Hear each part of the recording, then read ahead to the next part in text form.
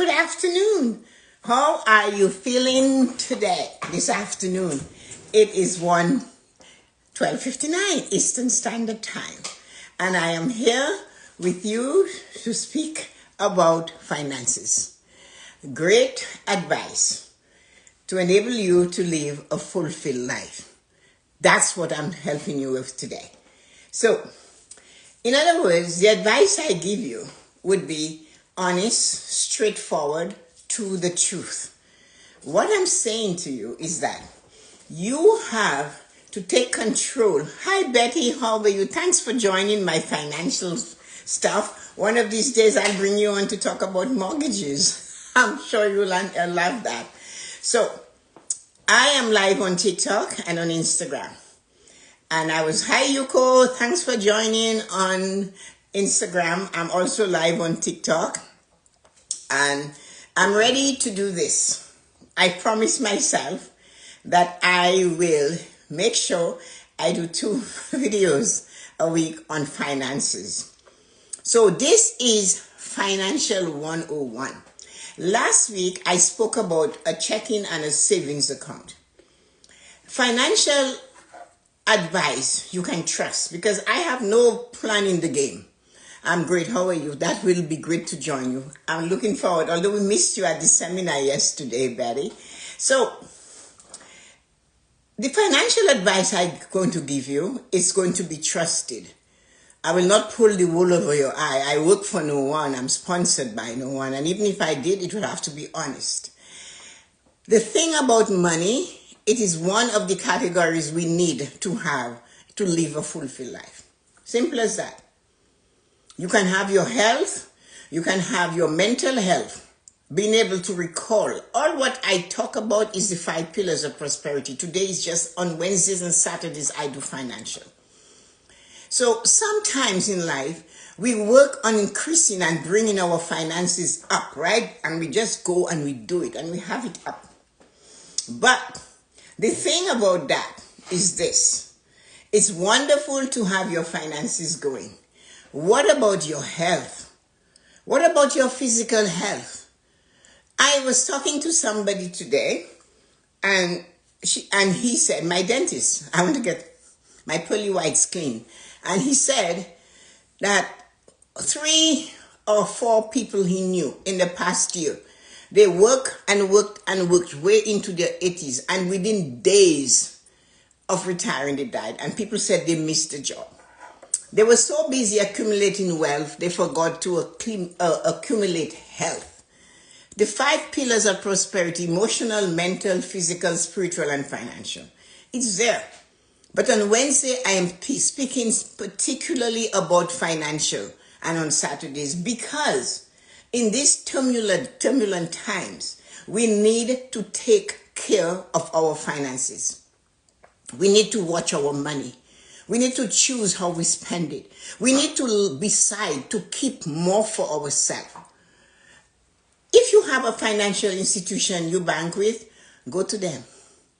Demand that they give you the attention for you to be successful. And it's not going to be easy. COVID took away the person-to-person conversation that we would normally have with people at a bank. Everything is online. They have a quota. Everybody's jumping up and down.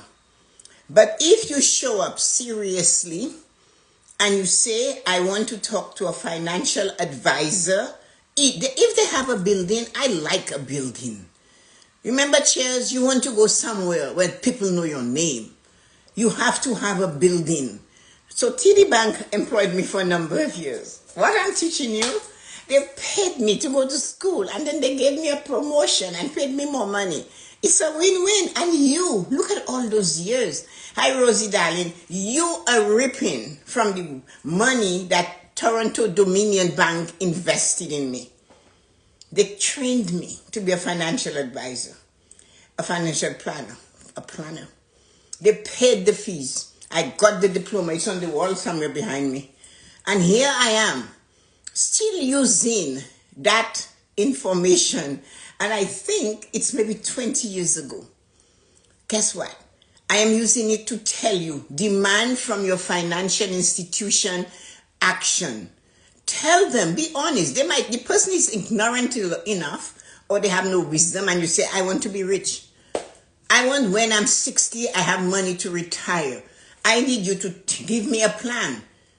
I make 50,000 now, but my goal is to make 200,000. So I need you to show me what to do with the nickels so the dimes can take care of themselves. Demand that.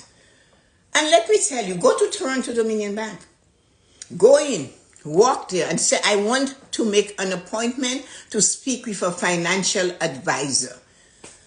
Don't go there. Let me tell you something. You want to be rich? You want to look like you have money, dress like you have money when you show up at the bank. Behave like you have a plan. Behave like you have money. And they will come to you. They'll take you on. They will listen to you. And when they say have a seat over there in the reception area, do not do this while you're waiting for them to get you. That is not the way to show that you mean business, that you're serious about your life, your future. They put you to sit in the reception while they go get the person you have the appointment with. Sit your ass down and act like you are serious. Don't get there dressed like you just came out of the wringer washing machine. I know you can say, well, I can go, I see rich people walking this way, rich people doing. You're not rich yet. Behave like you're rich. You have something inside of you that is telling you can be the best, that you have potential. You have a plan, man. You have a plan. You could be 18 years old and you have a plan to be rich at 60 or 50 or 40. You have a plan. So when you show up at the institution that takes your $2, your paycheck goes in, that's not enough. You pay them service fees and you do not have them working for you. Yes, behave like you're rich. Show up. Clean your shoes. I'm telling you, because I was inside of there. And I'm coming to meet somebody who wants to talk to me and they're lying in a chair. Their legs sprawled, their hat on their nose. And you want me to take you seriously? You know, it's a game. Life is not a game, but it is a game. Shakespeare told us, the world is a stage and we are all actors. So what does that tell you? That is like 500-600 years ago the man was talking. And then he realized that the world is a stage and we are all actors. You want something, go give your Oscar performance. When you walk into the bank, I tell them, I need to make an appointment. Don't go in and say, I need to talk to a financial advisor. Say, I would like to make an appointment to speak with a financial advisor. I told you, I'm going to give you trusted advice you can count on. And you show up. Make sure you're sitting there talking to the reception or whoever it is 5 minutes before your appointment. You want to disarm them? Walk with a notebook, not your phone. Walk with a notebook and a pen. And you sit down with that person and you say, you tell them what you want. I work, I make $50,000. I work for $20 an hour. But I want to begin my saving journey now. Can you guide me? Can you give me some goals that I can aim for? What should I save? How much should I save? I have a spending plan. I know what my rent costs, my grocery, my bills, my credit card costs. Yes. And let them tell you, this is what. Say, if you do not have the time, or if you notice they're not busy, say, that's okay, sorry, I'm sorry. I thought you were there to help to make me grow and become one of your value customers 10 years from now. But obviously that's not your plan at this branch. I'll cease. And you go to another bank, another branch. You keep doing this until you get somebody who will listen to you. Somebody who will guide you. They do exist, you know. If you're talking to them online, tell them, hey, if you're in a rush, pass me on to the next person or I'll hang up and I'll call again and get somebody else. Always approach them.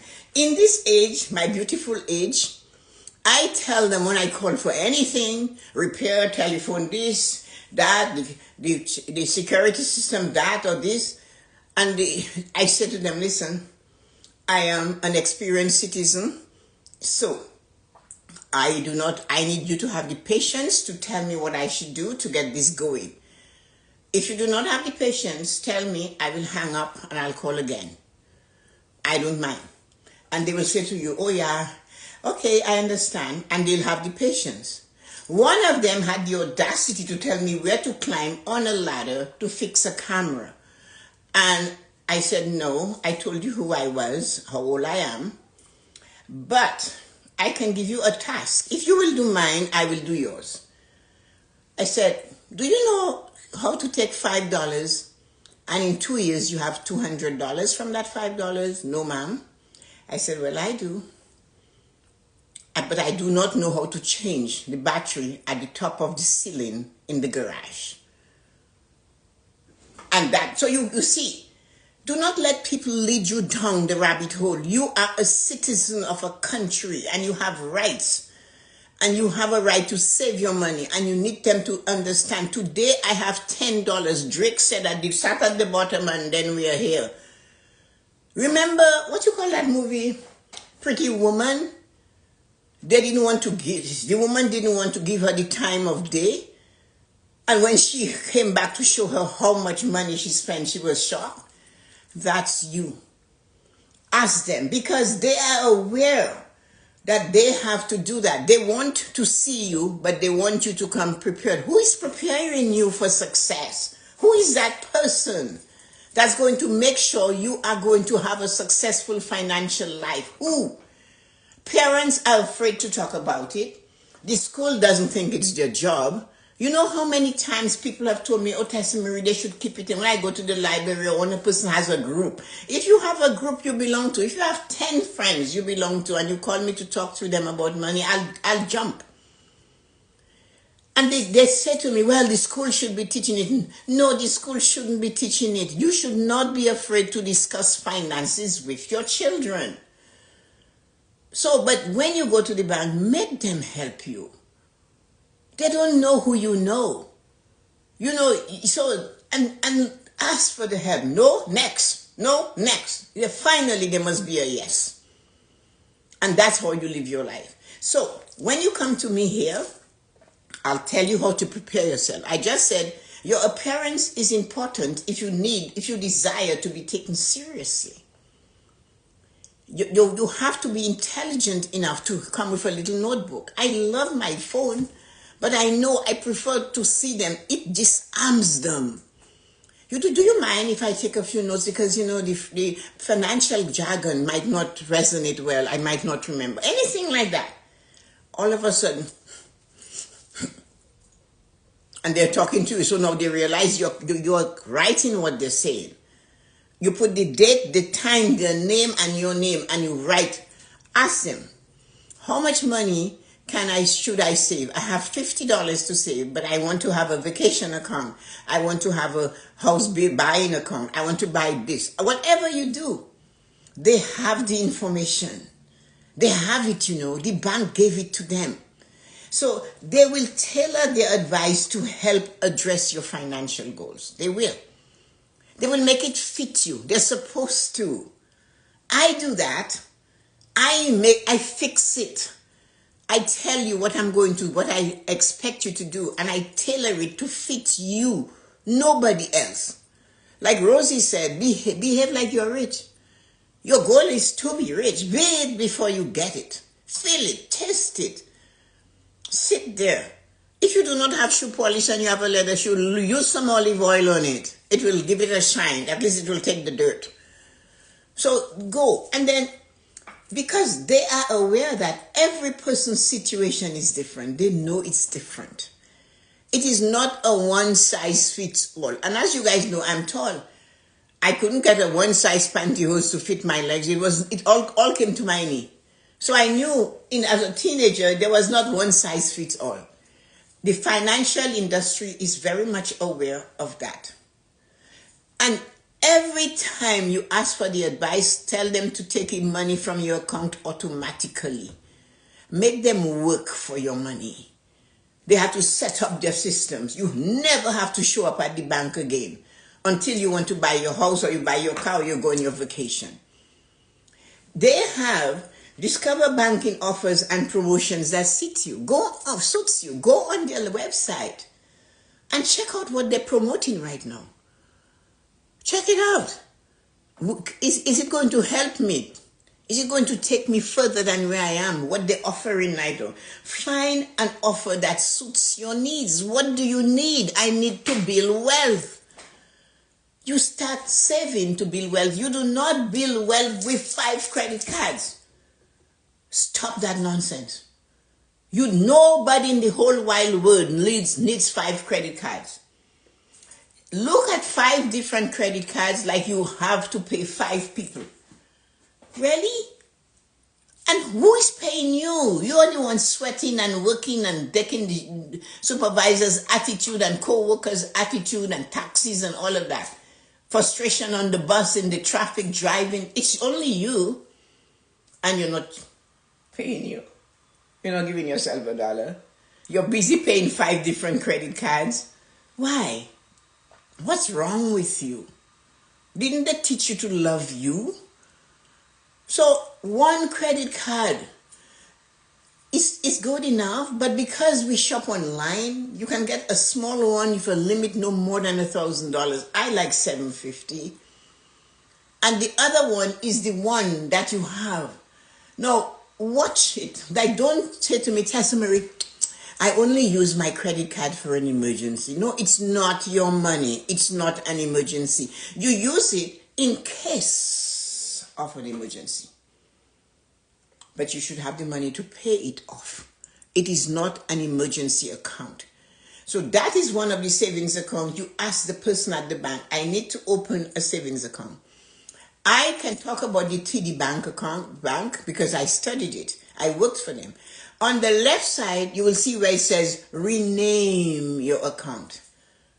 You click on it, and that comes to that account, and you go emergency account. And you do that with each of them. And that $50 can be divided between 5 accounts. And you're going to tell me, what's that? Really? You can afford $50 every 2 weeks. So take that $50 time 26 and time 10 years, and it's your money with no interest paid on it yet, no compounding of the interest, and it's all yours. Do you have enough maybe? Because now your job is bigger, you can put more every year. You put another 5 on it. You get $2 raise, you put it on it. They will tailor it to you. Personal bank accounts. What can a personal bank account do for you? So when you have your name on it, it belongs to you. It helps you to achieve your financial goals. Because you can look and you can say, you know what? I need to put more here. So you get a raise, and at the end of then they give you the first paycheck with the raise, you see $2.99, and you're mad like hell. That's not enough. No, it's not enough, but that's what you have. But last week, you seem to have survived for the past 6 months without it. So where will it be most to your advantage is putting it in a savings account. That's where the advantage goes. And don't look at a little bit of money and think it's not enough. People, I'm telling you, me was $1.75 every 2 weeks. But it was consistent. It was automatic. I didn't have to breathe. I didn't have to go to the bank to do it. It was done for me because I told them to. And they will tailor it. What type of account do you need? You're looking for a savings account. Most banks have a savings account with 0 monthly fee. 0 monthly fee. Hey, why do you think the bank wants your money and they'll not charge you anything? Because they want it more than you. They actually need it more than you do. But Tessa-Marie, it's only $10 I have in there. Yes, they need your $10 because Joan wants to buy a car. And Joan is at the bank to making a car loan. And it's all of our monies they put together to give Joan the car for 10% interest. I'm just using that number. And they give us 1%. So they need your money. But if you do not put it in the bank, you will not get that 1%. And don't stop telling me you don't trust banks. What do you mean? You don't trust the building or you don't trust the people? Watch your words. I take you literally. The building has nothing to do with the people who work in it. Choose. Which one don't you trust? Find somebody that you can mesh with. Find somebody who understands. Don't look for the cockiest person in the bank to deal with, because they're cocky enough to think they just want I want big investment money. But it all starts at the bottom. It all starts. They say Jeff Bezos started selling books in the trunk of his car. That's why he's who he is today. So therefore, he started there. So that is proof. You can start with $1 and you can get yourself to $10,000 or more and more, because you keep doing it over and over again. And a savings account, it is designed for saving cash. It can help you to achieve short-term goals. The bank will fix it. TD Bank is saying that. That is from TD Bank. A savings account is more appropriate for savings goal, as you typically earn interest. You deposit money for an extended period of time. When your savings account and your emergency account gets to $1,000, you can keep adding to the emergency. But you go back to the planner and you say, "Hi, John, how are you? You're my personal advice planner. But John has left and gone to another bank, another branch in Timbuktu in the back office. But you still go there. They have you on their books. Make an appointment to see who is handling my portfolio." And and they look, portfolio, all he has is a checking account and another savings account and another savings. And he talks about portfolio. They can't tell you not to call it that, because it is that. They might think it, but I dare them to say it. And they will tell you. So you say, you know what? I have $1,000 in that savings account. That is long term. That is not money I need today. That is not money for emergency. That is money to buy a car. I am 25, I'm 26, I'm 18, I'm working part-time at McDonald's over here, but that $1,000 is the root for my future. What would you recommend I do with it? What would I put it in? And they'll say, well, you have $25 going in every payday every 2 weeks. You can buy some mutual funds. A brand new world has opened up for you. No, you're amongst the rich and wealthy. You're on your way there. You're not way up there, but you're on the way. You're on the first rung of the ladder to accumulate wealth like the rich and the famous accumulate. They don't accumulate wealth from interest accounts. But you didn't have that $1,000 last year. You had to bring it in with $25 every 2 weeks, or $50, or $10, whatever you were able to save. So they are really interested in taking that money and explaining mutual funds to you. For those of you who do not know what mutual funds are, I should have brought a basket. So think of a basket.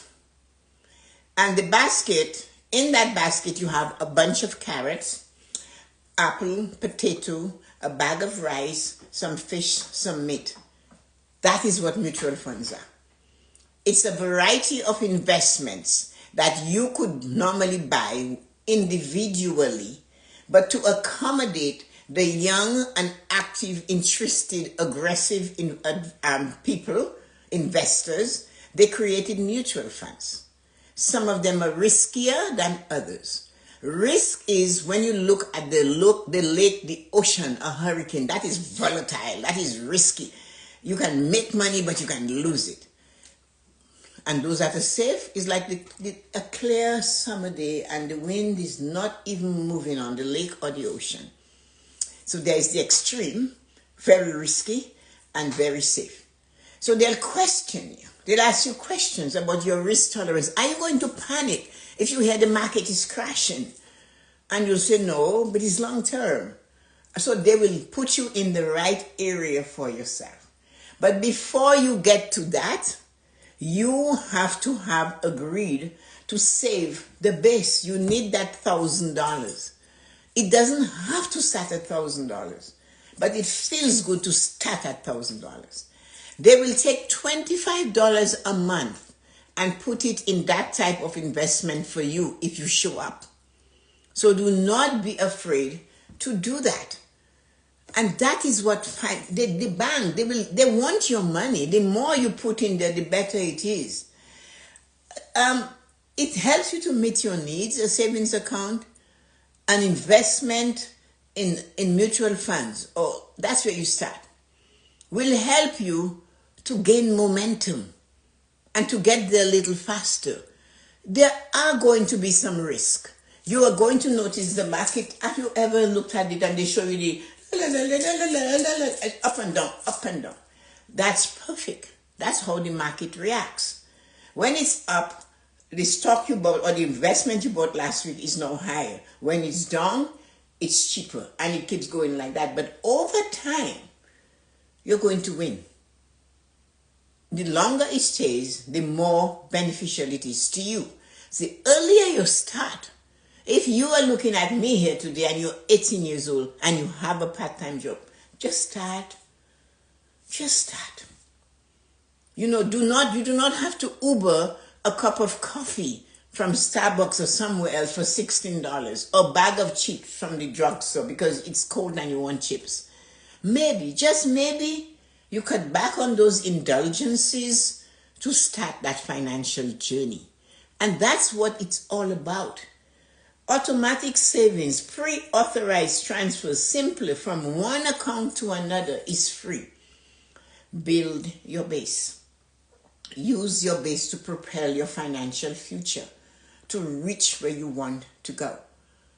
I need you to look at an analogy. Those of you who have a pen, or you can imagine it, make a dot. See a dot on a page. And that's where you start.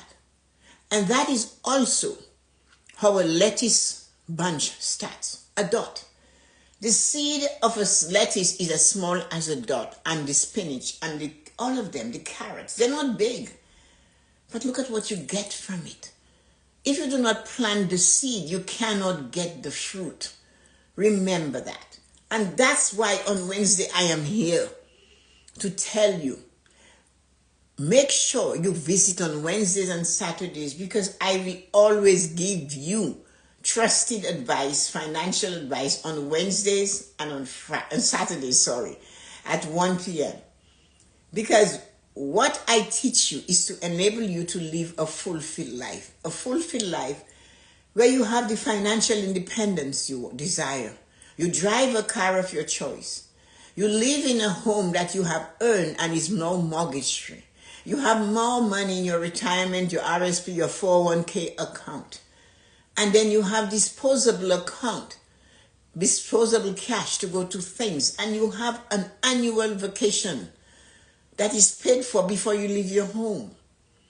That's what I can do. That's the miracle I perform in many people's life.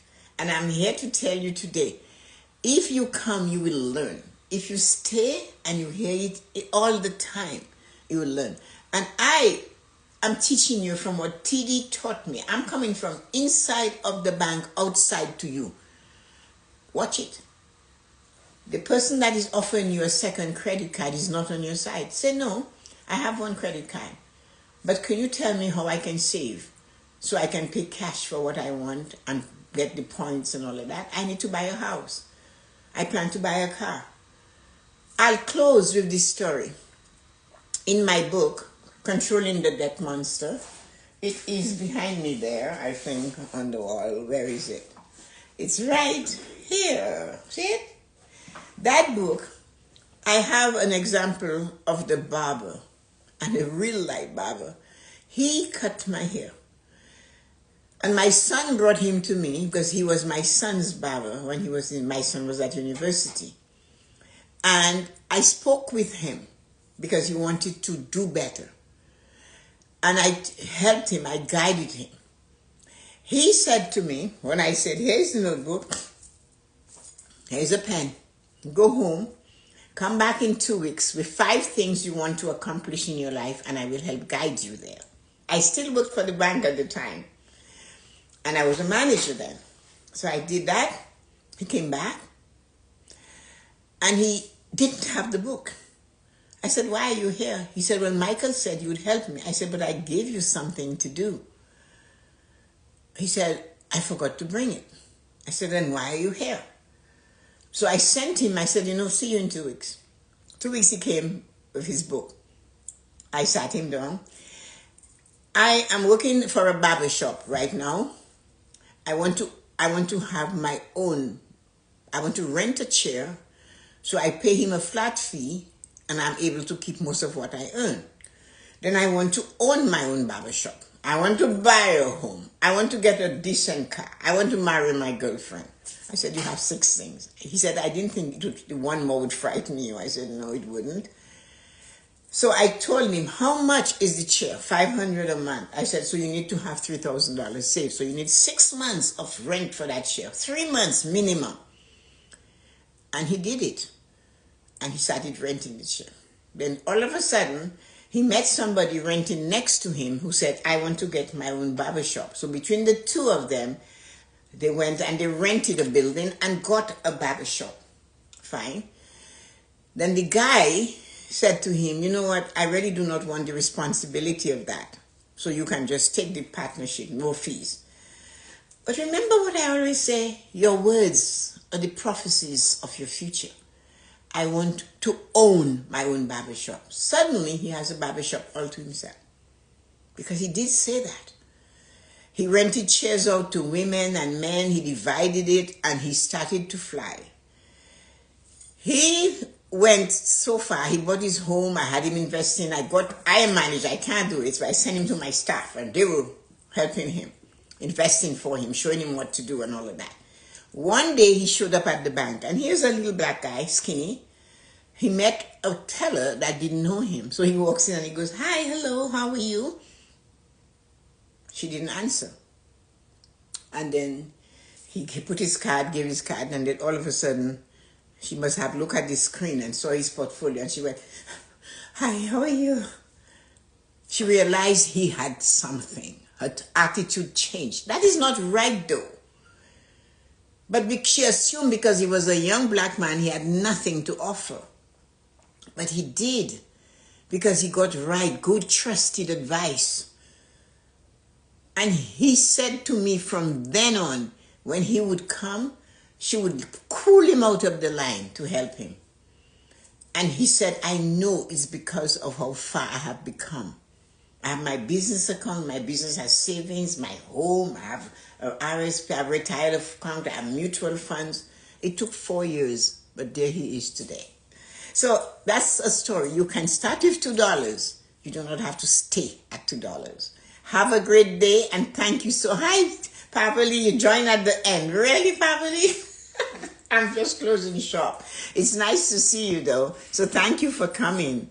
And I will see you on Saturday at 1 p.m. Tomorrow at 12 p.m. on YouTube. You'll find me, guys. YouTube, tomorrow I'm talking about loving and hugging and kissing and being available for others. So on Saturday, I'll do more finance. So thank you so much, everybody. Those of you on YouTube, so many of you guys, not YouTube, on TikTok, so many of you guys, thank you. And on Instagram, and all of you, thank you. So see you guys tomorrow. Take care, family. Bye-bye.